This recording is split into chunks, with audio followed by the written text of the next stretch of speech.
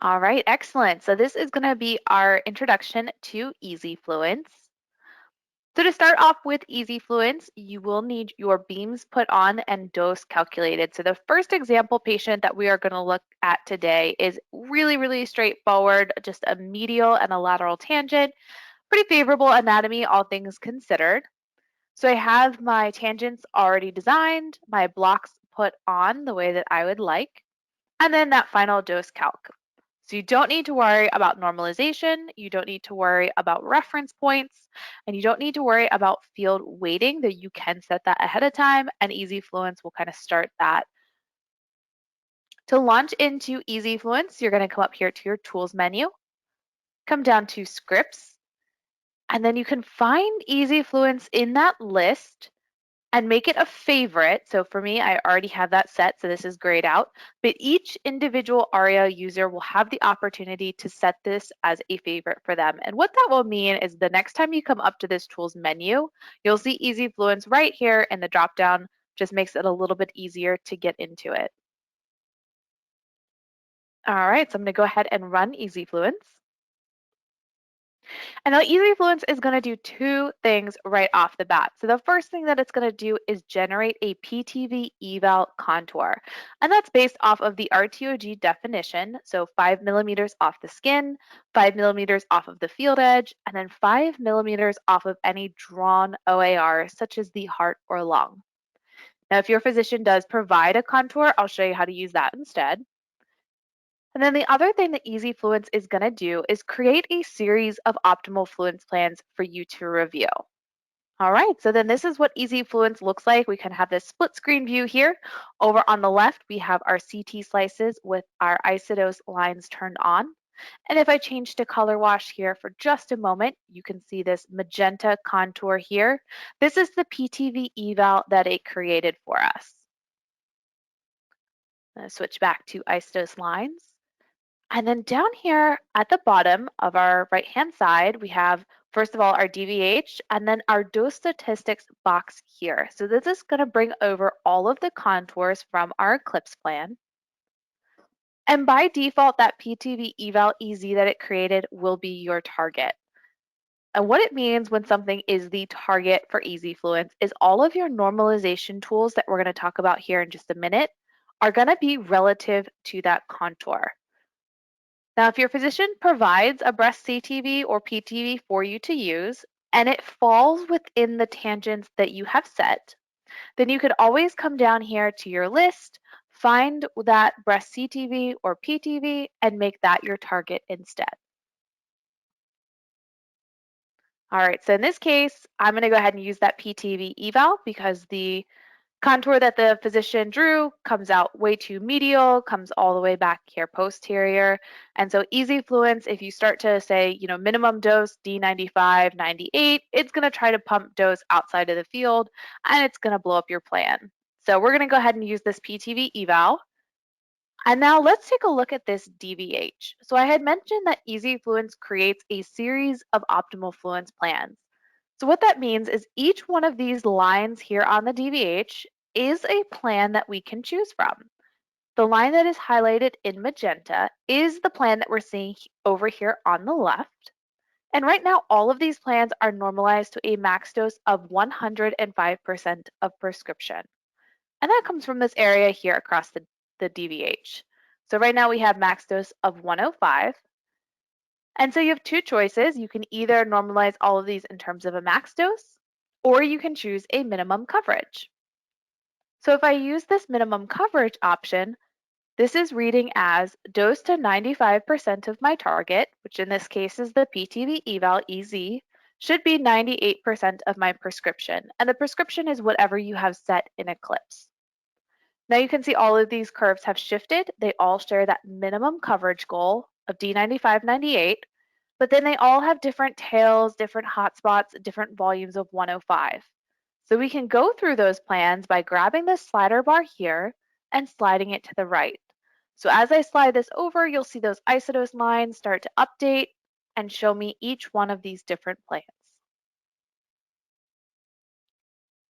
All right, so then depending on your patient's anatomy, depending on the physician's goals for that patient, You can choose whichever option makes more sense for you. So if your physicians have a minimum coverage that they are just not willing to budge on, you can start there. Otherwise, I like to start at the maximum dose, and I always like to start at 105 just to get an idea of what is possible given this patient's anatomy. So what I'll do is I'll type in a max dose of 105. I'll come over here, make sure my curve with the best coverage is chosen. So using my slider bar, push it all the way to the right, and I'll evaluate the coverage here. And if this coverage just isn't quite good enough, then I can always come up here and say, all right, for a max dose of 106, what is the best coverage I can achieve? Grab this slider bar, slide it to the right. So this is the plan that has the best coverage and still gets a max dose of 106.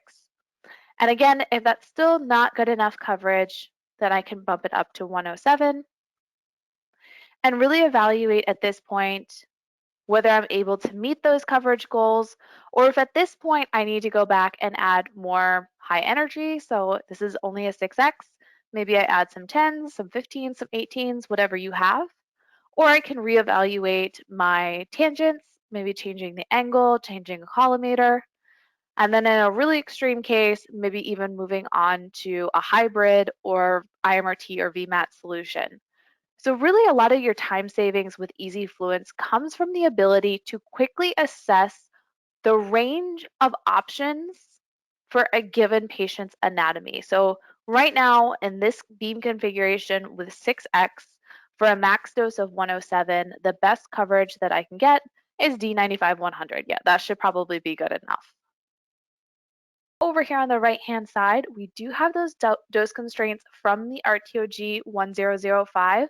So if you're doing the 267 centigrade per fraction, you can match up your contours here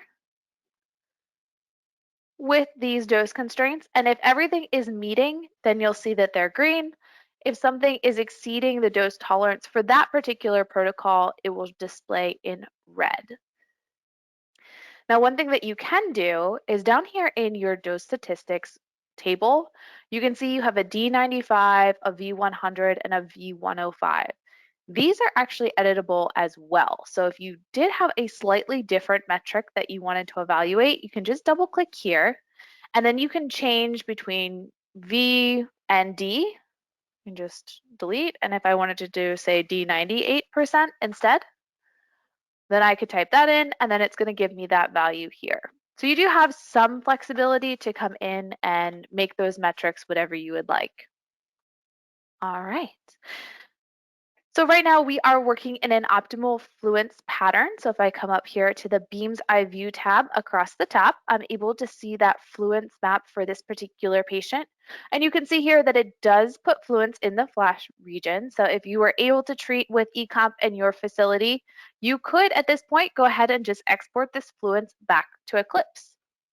If you're looking for a field and field delivery, then your next step is going to be generating that field and field plan based off of this optimal fluence. So before we do that, we just need to set our maximum number of segments as well as the minimum MU per segment. So right now, this max number of segments has a current value of 5. And so what that actually means is your open field is going to be included in that. And then it'll be up to 4 additional subfields per beam that you are modulating. So in this case, we are modulating our medial and our lateral. So that's up to 4 subfields on our medial and up to 4 subfields on our lateral for a total potential of 8 subfields in this plan. Now you can always change that. So if that seems a little bit higher than what you would normally do, you could change it to 3, and then that would just be 2 subfields per side. But I think that 5, is a pretty good number here. There is a diminishing returns calculation built into this. So if it doesn't need all of the segments to get a good plan for you, it won't necessarily use them. So once you're comfortable with those values, you're just going to say generate field and field. And now this is going to take that optimal fluence plan and convert it to a field and field. So with eComp delivery, you're kind of looking at somewhere in the order of 166 control points. And now we're bringing that down to just 4. So in that process, you are going to see some plan degradation. but we have built in a couple of tools to help combat that. So let's just scroll through this and see what happened to our plan during that process. So some areas of 105 popped up, our max dose jumped up to 106, but overall still looking pretty good. So if you wanted to review, the gray line here was our ecomp plan, and now this magenta line is our field and field plan. So you can really visualize that drop off in coverage. If we wanted to compensate for that, we can grab this slider bar here and slide it to the right. Now the apertures have already been created for this patient. This isn't changing the apertures, but it is manipulating the segment weights. So you can recover some of that lost PTV coverage, but the trade-off then is going to be our max dose is now at 107.2. So then you can just keep scrolling through, make sure you're happy with this plan. You can always bring it back a tick or two if you would like. And then if you really had your heart set on a max dose of 105, you can simply come up here, hit apply one more time, and it is going to normalize your whole plan back down to that max dose of 105. Now, of course, in this case, my coverage really dropped off. And then you can always come back here and jump right back to any of those plans that it created. So you have lots of flexibility for editing and choosing that perfect plan even after your field and field conversion. So once you find the one that's kind of in the sweet spot there, so managing those 105s, keeping that max dose at a reasonable level, then your last step is to export that field and field plan back to Eclipse. So all you have to do is click on that export button, and this is going to start that process automatically for you. So it's going to push that new plan back to Eclipse and then start that dose calculation process. So what we're seeing right now in the interface is this progress bar that is our dose calc, your normal Eclipse 3D dose calc. So if your calculation speed is pretty speedy, you've got some GPUs, some fast servers, it's going to go really, really fast for you. And then when this is all done, we will be back in Eclipse, able to see that plan with that final dose distribution. Now for field and field plans, it does bring the fields back unmerged. So at that point, if you normally merge subfields, you can go ahead and do the same thing. So for all intents and purposes, Eclipse does not know that a third-party software has generated these segments. It will look just like the user has drawn them. So you can still manipulate field weights, you can still change plan normalization, you can still edit MLCs.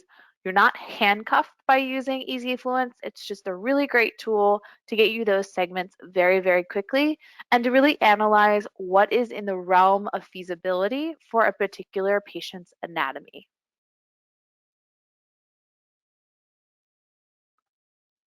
All right, so then we have our final plan back in Eclipse. So we had a 106 max in EZFluence, same exact max dose here in Eclipse. So no surprises once you send that final plan back. All right, so then over here on the left, we can see all those subfields, and then you would merge your subfields just like normal. Come down here and hit merge subfields. I'll spare you guys the additional dose calculation and skip that, but that works just like normal. All right, so that was our first EZFluence plan, just kind of going start to finish through the whole thing. Let's go ahead and grab a little bit more complex of a plan. And so this is going to be a mixed energy case, both 6s and 15s. I've gone ahead, put my beams on, put my blocks on, copied and opposed, and calculated. So now we can go ahead and run EZFluence. All right, and now that I have a mixed energy case, EZFluence is going to ask me, would I like to modulate my 6s, my 15s, or I could do all four? And so what that means is which energy do I want to put my control points on? So you can have a department standard. So if you only want your 6x to be the ones that are modulated, you could just set that in admin and it'll always auto choose that for you.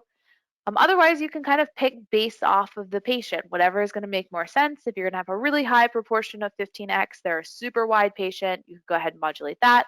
In this case, I'm going to leave it on the 6x. All right, so then same process, creating that PTV eval, creating that optimal fluence for us. All right, so we're right back into EZFluence. Same thing, split screen, axial slices with our isodose lines. And then in this case, the patient has different anatomy, so we're seeing a different distribution of these optimal fluences. The only difference now is that over here on the left, we'll see these adjustable field weights pop up. So once you get into a mixed energy scenario, it's going to give you the option to control the weighting or the proportion of 6 versus 15 for those beams. So right now, kind of starting with a 50-50 split. But if I came in here and I saw that maybe my lumpectomy cavity was very far medial, so I wanted to have more 6Xs for my medial, but I was really okay pumping in the 15X for my lateral, all I have to do is come adjust those sliders and say apply new weights. All right, so then EZFluence is going to redesign those optimal fluences, taking into consideration the new weighting that I've just set. All right, we could see the skin sparing get a little bit deeper here on our lateral with the higher 15, and then just a little bit shallower here on the medial with the more 6X. Overall, still achieving that max dose of 105 because that's what I have set as my parameter across the top. So you can come in here and manipulate that as much as you need until you kind of get that ideal dose distribution. All right, so now I'm going to show you a few other options that we have specifically for larger breasted patients with that wide separation. So down here at the bottom, one of my favorite buttons is this push chest wall coverage. So what this is going to allow you to do is heat up just the area along the chest wall while leaving the rest of the breast untouched. So to show you this, I'm actually going to underdose this patient a little bit so we get that 100 starting to really pull away from the chest wall here. And then I'm going to come down and say push chest wall coverage. This is going to pop up a box. It's going to ask me what is the max dose I am willing to accept in this plan. And let's just say, 107. And then what isodose line do I want covering that chest wall? Now you don't need a chest wall contour. EZFluence will actually take care of that for you. So it's basically going to do this 8 millimeter rind right across the posterior edge of the PTV eval here. So that usually covers, the rib area, your pec muscle, and then a little bit of this depth into the breast area here. So it's going to generate that behind the scenes for you. You don't have to worry about creating that. And then when you're ready, you just hit the apply button. All right, and then we're able to see how it's filling in the dose right along that chest wall, all the way down to the ribs now with that prescription dose, but it's left the rest of the breast underdosed the way we had kind of said it before. So one of the real advantages of using this tool versus say just normalizing the plan is that it's really specifically going to target this area. So beamlet by beamlet, going to go through anything that traverses that chest wall contour and then boost the dose until it hits that max dose that you have set. So a really fantastic tool when you get into those sticky situations with wide separation patients and that prescription isodose line just starts to lift out. You will see your 105s in these areas. The more you try to push dose in there, you're going to start to see those 105s really collect in the corners, but it will still honor that max dose that you've set. All right, so then another thing I kind of want to talk about is this Fluence snapshot here. So this is the kind of an undo button for you. So as you're learning EZFluence and you're testing out some of these advanced features and things I'm about to show you, feel free to click all of the buttons because if you ever kind of make a change that you don't like, you can come up to this Fluence snapshot and undo it. So every time you click a button in EZFluence, it essentially copies your plan and creates a new trial for you. So every button that we've clicked since we've come in, we can see those all represented here. Your number one open fields, that's going to be your CLIPS plan. Step number 2 is going to be the first plan that you saw here in EZFluence. And then we kind of adjusted the weighting a couple of times, we underdosed it, and then we hit that push chest wall button. So if you want to go back to that underdose plan, you can just click on number 5. We want to take it all the way back to the beginning. We can go back to number 2. All right, so then let's talk about a few of these other options that are down here. So this maximize less than 105 dose, what this is going to do is it's going to take your total cc's of 105 in the plan and it's going to try to hold that steady while boosting the coverage to the rest of the breast. So if you have areas where your 100 is kind of breaking up, it's starting to fall apart a little bit on you, this is going to be a good tool. It's going to go through voxel by voxel, look to see if it can boost that dose and that voxel without increasing the cc's of 105. So it's not going to look to decrease that 105. It's just going to hold it steady while increasing your coverage. Now this does run automatically when you launch EZFluence, so you don't really need to click this. If you haven't done any significant editing, it's already been run. But if you start to really get into some heavy editing and manipulation, you could always try clicking that again. All right, and this opposed field weight adjustment. So this is in here for parallel opposed beam arrangements that are not breast plans. So for EZFluence, any parallel opposed beam arrangement is hard-coded to deposit dose midline of the patient. That is brilliant for breast plans, gets us exactly what we're looking for. However, if you're treating APPA on, say, a spine met and you want to get this vertebral body treated, it's going to deposit dose midline, which ends up being right in our patient's heart. That is a less than ideal scenario. So what the opposed field weight adjustment allows you to do is grab this slider bar and slide it either anteriorly or posteriorly, whichever direction you need, so that you are more heavily weighting it in your target area. All right, so those are your buttons over here. So we kind of talked about that. Another thing I just kind of wanted to mention is our isodose lines here across the top. It's going to bring your isodose lines from Eclipse. So whatever you have set there, you'll see over here on EZFluence. You don't have to retrain your eyes for new lines. And you do have some options for switching things up once you came over here. So I already kind of demoed the isodose lines versus color wash. And then a single click on any of your isodose lines will turn them off. And a double click opens up a free text, and then you can change the value of the isodose line once you're in here. So just a slick, handy little tool there. You could also toggle between absolute and relative using this checkbox here. All right. Once you start to really play around in EZFluence, you may see that you get all of these gray lines that are just old plans. They're no longer relevant here across the top. You can clear all of those out. It doesn't erase your plan, so you can always come back and look at these here using the slider bar, but this just kind of clears out the view a little bit. And then we kind of talked about the dose constraints over here on the right. So if you are following the RTOG 1005 dose constraints, then you can review those here. Green would be passing. Over on the left, we talked about fluid snapshot. We talked about our field weights. And then the only thing we kind of haven't discussed is the show max dose. So this will bring you to your max dose in your plan. Kind of hover over and see what that is. And then show calculation points. So if you do have calculation points, you can show those. And then EZFluence will also recommend a calculation point here for you if you need it.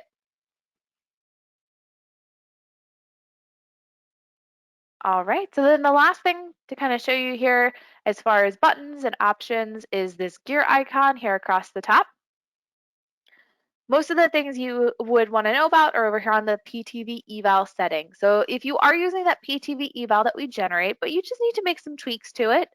Say in this case, this was an inflammatory breast case. I want to dose all the way to the surface, or maybe I had some bullous, but I still want to dose into the bullous. You can change your distance from the skin surface or from that bullous surface here. Also, if I wanted tighter across the chest wall, I could change that here. You can change the ID, and then this is always going to export that PTV eval EZ contour back to Eclipse with the plan. But if your physicians are giving you target contours, you're using that for your planning process, and this is just cluttering up your structure set, you can turn this off per patient, or you can also turn it off in the admin setting, but that is for everyone then. So you just have to make sure none of your colleagues are using it. All right. So that is kind of the advanced buttons in here. The next thing I want to go over is editing. So we'll still stick with this patient here for just a minute. And now what I'm going to do is go ahead and heat this patient up a little bit. So I'm going to artificially add in some 105s.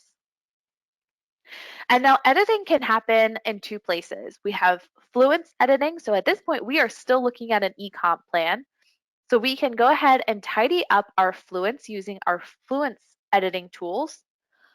And then once we convert to a field and field plan, we can also edit the segments there as well. So I'm going to show you both. They use a similar style. So once you kind of get one, it's pretty easy to then learn the other. So we're going to click on this Beam's Eye View tab here across the top. And this shows us our Fluence map here. Now, I don't speak fluently, so what I'm used to seeing is that Isodos cloud in 3D. So you have either option. You can do that Fluence map or this max dose. These are now my Isodos lines. And I can set which Isodos lines I want to see using the Rainbow Ranger here across the top. So our max dose is 107. Let me go ahead and set that as our upper. And then I want to see all of my 105s and above. So I'm going to set anything between 105 and 107. And then that's what we're visualizing over here on our Beam's Eye view. And as I hover over, it's going to tell me the max dose in that area. All right, so then if I want to try to paint out some of this fluence and cool down this plan, a single left mouse button click anywhere in this Beam's Eye view is going to bring my crosshairs there and then also give me this red arrow. Whoops, you kind of escaped me there. This red arrow that is going to show me exactly where that edit is going to take place. Then to activate my Fluence editing brush, I'm going to hold down the control key on my keyboard. And now a left mouse button click is going to reduce by the number of MUs I've specified here in my Fluence step size. So in this case, a left mouse button click is going to reduce by 2 MUs, and a right mouse button click is going to increase by 2 MUs. So you can come in here, and I'm just going to hold down that control key and left mouse button click anywhere that I see those doses. As soon as I release my mouse, you can see it updates in real time, no need for a recalculation. And then I can take another look here. And so let's click down here in this inframemory fold, and we'll try to reduce the dose in that area. So I'm just going to kind of paint that out. And then you can see it's pretty subtle, but it does update, and that 105 is gone. Same here, we can just grab these little guys here, and there they go.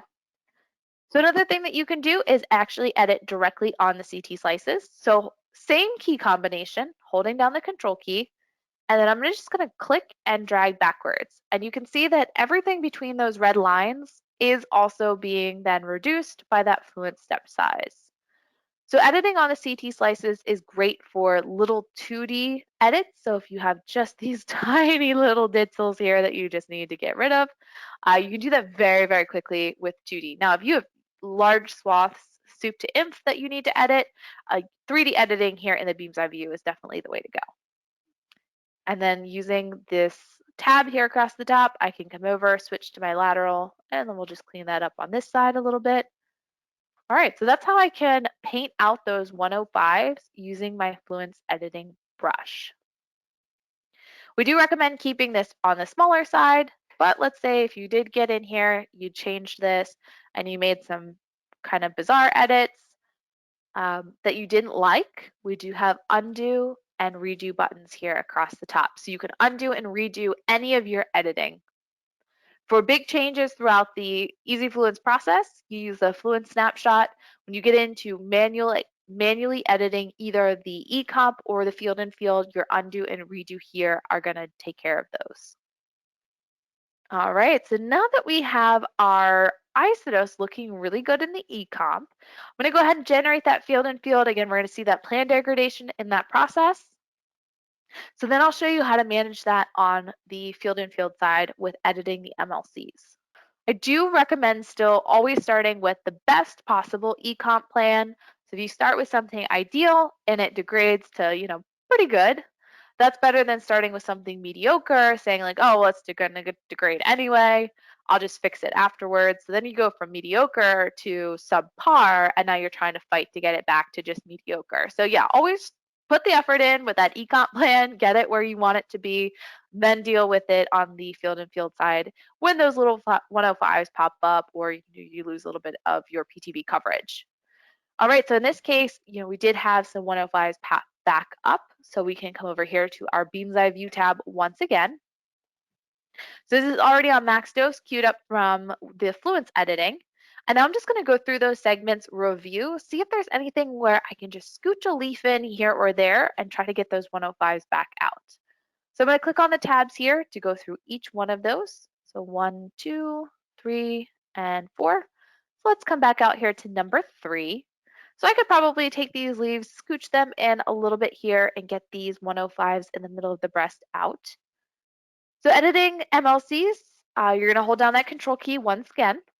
In this case, it's a little bit different. So in the Fluence editing, left mouse button reduce the fluence, right mouse button increase the fluence. In this case, left mouse button is going to move this left bank of leaves, so the dark gray, and a right mouse button is going to move the light gray bank of leaves. So I want to move these light ones here just in a little bit. I'm going to hold down my control key and then right mouse button click, and you can see I have a light gray line that I'm drawing to correspond with those light gray leaves. And then when I when I release my mouse, those leaves are going to scooch in and I see those isodose lines update once again. So then we can come on to our next control point. Same thing, I could probably just scooch these in a tiny bit.